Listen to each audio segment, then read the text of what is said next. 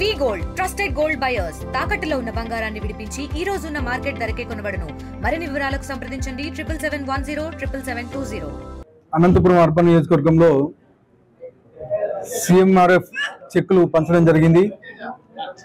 ఈరోజు దాదాపు 33 మంది లబ్ధిదారులకు 45,50,000 రూపాయలు సిఎంఆర్ఎఫ్ రావడం జరిగింది. ఇప్పటి వరకు మా అనంతపురం అర్బన్ నియోజకవర్గంలో 130 మంది లబ్ధిదారులకు గాను దాదాపు 1,70,00,000 రూపాయలు రావడం జరిగింది. మీరు చూశారు గత 5 ఏళ్ళలో ఏం జరిగింది అనేది. కనీసం ఒక సిఎంఆర్ఎఫ్ నుంచి కానీ కనీసం మా అనంతపురం అర్బన్ నియోజకవర్గంలోనే కాదు, స్టేట్లో కనీసం ఎక్కడే కానీ ఒక 50,00,000 రూపాయలు ఇచ్చిన దాఖలాలు లేవు. కానీ ఈరోజు మా నాయకుడు ముఖ్యమంత్రి వర్యులు నారా చంద్రబాబు నాయుడు గారు ముఖ్యమంత్రి అయిన తర్వాత కేవలం సంవత్సరం కాలంలోనే దాదాపు 1,70,00,000 రూపాయలు ఒక అనంతపురం నియోజకవర్గానికే ఇచ్చారు. అంటే దాదాపు గతంలో ఎప్పుడే కానీ లేనటువంటి సిఎంఆర్ఎఫ్లు ఈ సంవత్సరం కాలంలోనే తీసుకొని రావడం జరిగింది. తల్లికి వందనం ప్రోగ్రాంతో ఈరోజు ఇంటింటికి ఎంతమంది పిల్లలుంటే ప్రతి ఒక్కరికి ఈరోజు తల్లికి వందనం పడింది.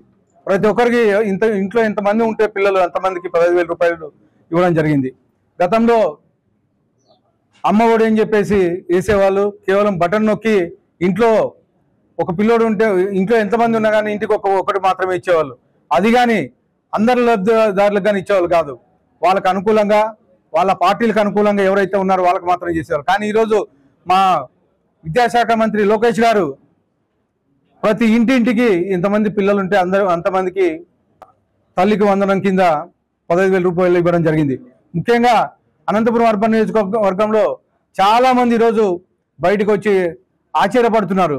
అసలు మేము ఎక్స్పెక్ట్ చేయలేదు తల్లికి వందనం ఇంత డబ్బులు పడతాయని, మా ఇంట్లో ఎంతమంది పిల్లలు ఉంటే అంతమందికి పడుతున్నాయని చెప్పేసి ప్రతి ఒక్కరు గర్వంగా చెప్పుకుంటున్నారు. ఇళ్ళకి వెళితే సార్ మా ఇంట్లో ఇంత 4 పిల్లలు ఉన్నారు, 1,00,000 రూపాయలు పడిందని చెప్పేసి ప్రతి ఒక్క తల్లిదండ్రులు గర్వంగా చెప్పుకొని నారా లోకేష్ గారికి వీళ్ళకి ప్రత్యేకంగా ధన్యవాదాలు తెలియజేయమని చెప్పేసి చెప్పడం జరుగుతూ ఉంది. మా తెలుగుదేశం ప్రభుత్వం ఏర్పడిన తర్వాత డిఐసి దాదాపు 16,347 ఉద్యోగాలు తొలి 5 సంతకాలు ఇవ్వడం జరిగింది. పెన్షన్స్ కానీ 3,000 రూపాయల నుంచి 4,000 రూపాయలు, వికలాంగులకు 6,000 రూపాయలు, పూర్తి బెడ్డోళ్ళకి 10,000 రూపాయలు, 15,000 రూపాయలు ఇట్లా పెంచడం జరిగింది. గతంలో ఎక్కడే కానీ 2,000 రూపాయల నుంచి 3,000 రూపాయలకు పెంచడానికి దాదాపు 5 ఏళ్ళు తీసుకున్నారు గత ముఖ్యమంత్రి. కానీ ఈరోజు మన ముఖ్యమంత్రి వారు నారా చంద్రబాబు నాయుడు గారు 3,000 రూపాయల నుంచి 4,000 పెంచడానికి ఒక చిన్న సంతకంతో చేసేసి ఇమీడియట్గా శాంక్షన్ చేశారు.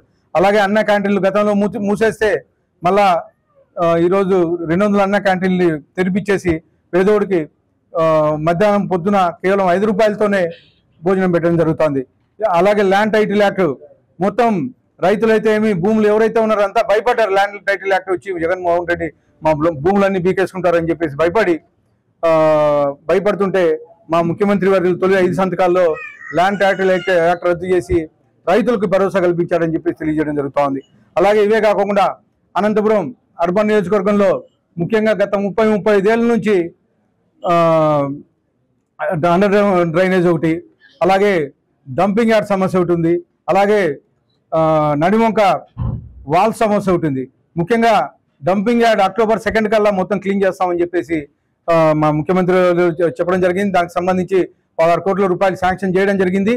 వచ్చే నెల కల్లా వర్కులు కానీ ప్రారంభించి సెప్టెంబర్ ఎండింగ్ కల్లా డంపింగ్ యార్డ్ కానీ క్లీన్ చేస్తామని చెప్పి తెలియజేయడం జరుగుతుంది. అలాగే 80 కోట్ల రూపాయలతో నడివంక సైడ్ వాల్స్ కానీ నిర్మించడం జరుగుతుందని చెప్పి తెలియజేయడం జరుగుతుంది. ఇవే కాకుండా ఇంటింటికి ఒక ఎంటర్ప్రైజ్ తయారు చేయమని చెప్పేసి 2014-7 మా ముఖ్యమంత్రి వర్యులు గారు చెప్పడం జరిగింది. ఖచ్చితంగా 2047 విజన్ ప్రకారం ఇంటింటికి ఒక ఎంటర్ప్రైజ్ కానీ తయారు చేస్తామని చెప్పేసి తెలియజేయడం జరుగుతుంది. అలాగే ప్రతి కాన్స్టిట్యున్సీలోనూ ఒక MSME పార్క్ ఏర్పాటు చేస్తున్నారు. అది కానీ త్వరలోనే మా అనంతపురం నియోజకవర్గానికి ఒక MSME పార్కు శాంక్షన్ చేయడం జరుగుతుంది. అక్కడ ఉద్యోగాల రూపకల్పన జరుగుతుందని చెప్పి తెలియజేయడం జరుగుతుంది.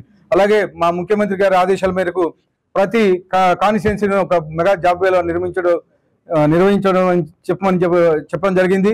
మొన్న లాస్ట్ వారంలోనే దాదాపు 5,000 మందితో మెగా జాబ్ వేలో నిర్వహించి దాదాపు 1,600 మందికి ఉద్యోగాలు కల్పించడం జరిగిందని చెప్పి తెలియజేసుకుంటా ఉన్నాను.